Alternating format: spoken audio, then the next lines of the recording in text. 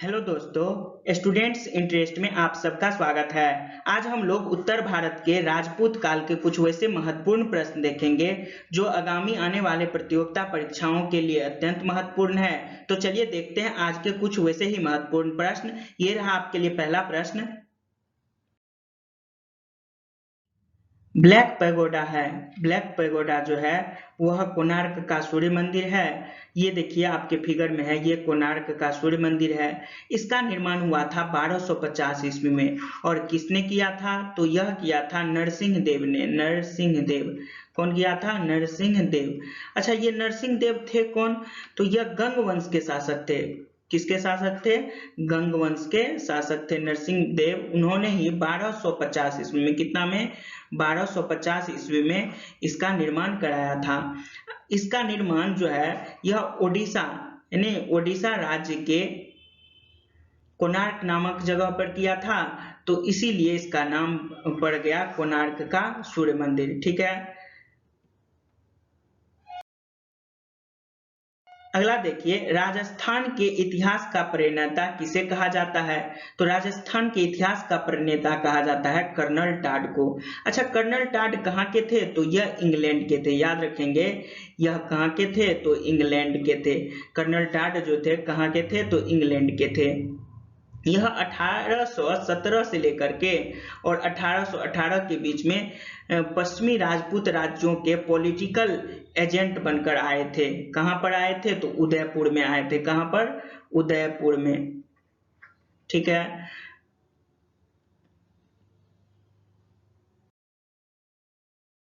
हरिकेली नाटक का रचयिता है। हरिकेली नाटक का रचयिता है चौहान शासक विग्रहराज चतुर्थ।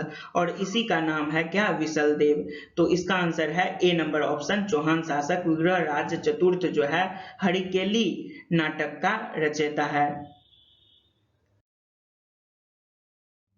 चौहान या चाहमान वंश। चौहान वंश को ही चाहमान वंश के नाम से भी जाना जाता है। चौहान वंश के संस्थापक की अगर बात करें तो कहा जाता है कि वासुदेव को चौहान वंश का संस्थापक कहा जाता है। और इसकी प्रारंभिक राजधानी, चौहान वंश की प्रारंभिक राजधानी कहाँ थी? तो अहिछत्र थी। चौहान वंश के शक्तिशाली शासक में एक शासक कौन थे? विग्रहराज चतुर्थ थे। ठीक है। इसने हरिकेली नामक संस्कृत नाटक की रचना की। संस्कृत नाटक की रचना, हरिकेली नामक संस्कृत नाटक की रचना किसने की? तो विग्रहराज चतुर्थ ने की, जिसको विशलदेव भी कहा जाता है। इसके बाद देखिए कि 2.5 दिन का झोपड़ा शुरू में विग्रहराज चतुर्थ द्वारा निर्मित एक स्कूल था, जिसको बाद में मस्जिद बना दिया गया। पृथ्वीराज तृतीय की अगर बात करें तो यह अंतिम चौहान शासक था। पृथ्वीराज तृतीय जो है चौहान वंश का अंतिम चौहान शासक था। इनका राजकीय कवि था। इनका राजकीय कवि कौन था? तो चंद्रवरदाई, जिन्होंने एक पुस्तक लिखी जिसका नाम था पृथ्वीराज रसो। ठीक है। अगर पूछा जाए चंद्रवरदाई के रचना का नाम क्या था तो क्या बताएंगे? पृथ्वीराज रसो। और यह किसके दरबार में रहते थे? तो यह रहते थे पृथ्वीराज तृतीय के दरबार में। अच्छा, तराइन का प्रथम युद्ध कब हुआ था? तराइन का प्रथम युद्ध 1191 ईस्वी में हुआ।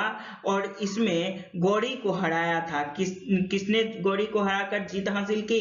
तो पृथ्वीराज चौहान ने गौरी को हरा करके इस पे जीत हासिल की। गौरी को हरा करके पृथ्वीराज चौहान ने जीत हासिल की थी। किस युद्ध में? तो तराइन के युद्ध में। याद रखेंगे।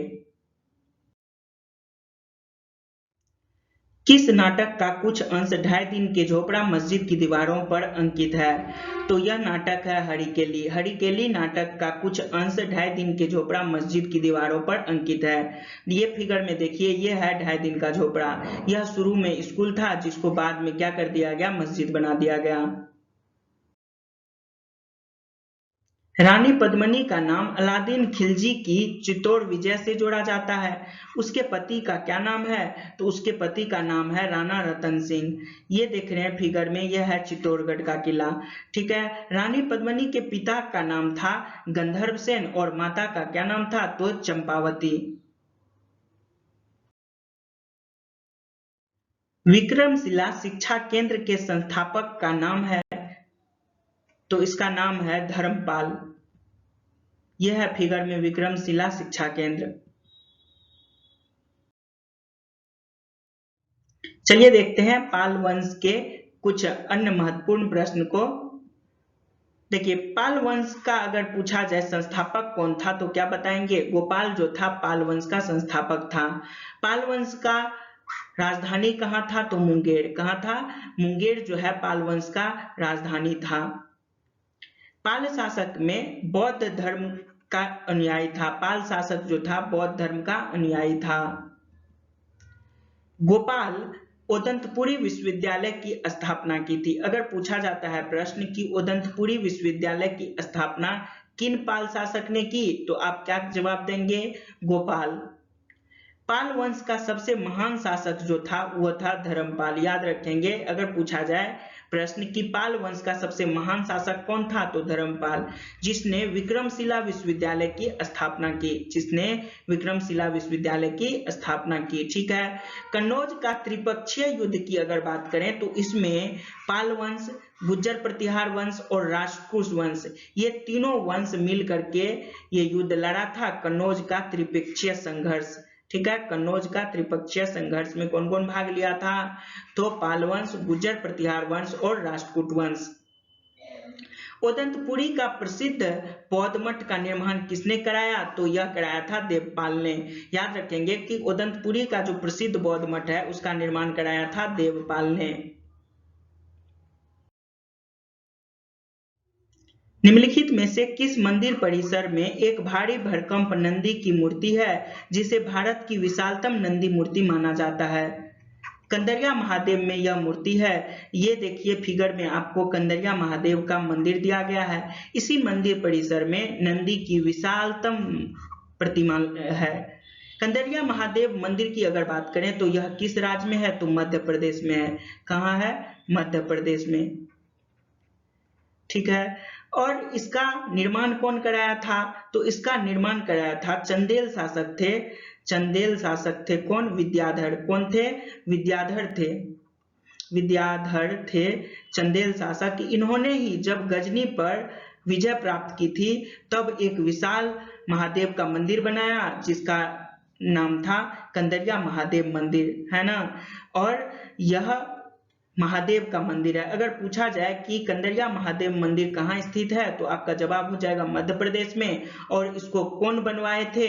तो कंदरिया महादेव मंदिर को बनवाए थे चंदेल शासक विद्याधर। और कब बनाए थे? तो गजनी पर जीत के उपलक्ष्य में। निम्नलिखित में से किसे एक नए संवत चलाने का यश प्राप्त है? तो यह प्राप्त है लक्ष्मण सेन को। सेन वंश के बारे में कुछ महत्वपूर्ण जानकारी देखते हैं। सेन वंश के संस्थापक थे सामंत सेन। अगर पूछा जाए सेन वंश के संस्थापक कौन थे तो सामंत सेन थे। इसकी राजधानी कहाँ थी? नादिया या लखनौती थी। सेन वंश के प्रमुख शासक जो थे विजय सेन थे, भल्लाल सेन थे और लक्ष्मण सेन थे। सेन वंश के प्रमुख शासक कौन थे? विजय सेन, भल्लाल सेन और लक्ष्मण सेन। विजय सेन शैव धर्म का अनुयायी था। अगर पूछा जाए विजय सेन किस धर्म का अनुयायी था तो शैव धर्म का अनुयायी था। दान सागर अर्धभूत सागर नामक ग्रंथ की रचना सेन शासक भल्लाल सेन ने की थी। अगर पूछा जाए दान सागर और अद्भुत सागर नामक ग्रंथ की रचना किसने की थी तो आप कहेंगे भल्लाल सेन ने की थी। लक्ष्मण सेन के दरबार में गीत गोविंद के लेखक जयदेव रहते थे। अगर पूछा जाए गीत गोविंद के लेखक जयदेव किसके दरबार में रहते थे तो लक्ष्मण सेन के दरबार में। वहीं अगर पवनदूत की बात की जाए तो पवनदूत लिखा गया था धोई के द्वारा, जो लक्ष्मण सेन के दरबार में ही रहते थे धोई भी, और इन्होंने लिखा पवनदूत। अगला देखिए, अगला पुस्तक है ब्रह्मन सर्वस्व, और ब्रह्मन सर्वस्व लिखा गया था हलायुद्ध के द्वारा। ये तीनों लेखक जो थे हलायुद्ध, जयदेव और धोई, यह तीनों लक्ष्मण सेन के दरबार में रहते थे। जयदेव का लिखा हुआ है गीत गोविंद, पवनदूत लिखा हुआ है धोई का, और वहीं हलायुद्ध के द्वारा लिखा गया है ब्रह्मन सर्वस्व। इसके अलावा अगर अन्य जानकारी देखें सेन वंश में तो विजय सेन ने देवपाड़ा में प्रद्युम्नेश्वर मंदिर का निर्माण कराया। किस मंदिर का निर्माण कराया तो प्रद्युम्नेश्वर मंदिर का निर्माण कराया विजय सेन ने। कहां पर? तो देवपाड़ा में। यह एक शिव मंदिर है। अगर पूछा जाए प्रद्युम्नेश्वर मंदिर कौन भगवान को समर्पित है? तो शिव भगवान को समर्पित है। सेन राजवंश पहला राजवंश था जिसने अपना अभिलेख हिंदी में उत्कीर्ण करवाया। ध्यान रखेंगे कि कौन सा शासक था जिसने अपना अभिलेख हिंदी में उत्कीर्ण करवाया? तो सेन वंश। लक्ष्मण सेन बंगाल का अंतिम हिंदू था, हिंदू राजवंश था।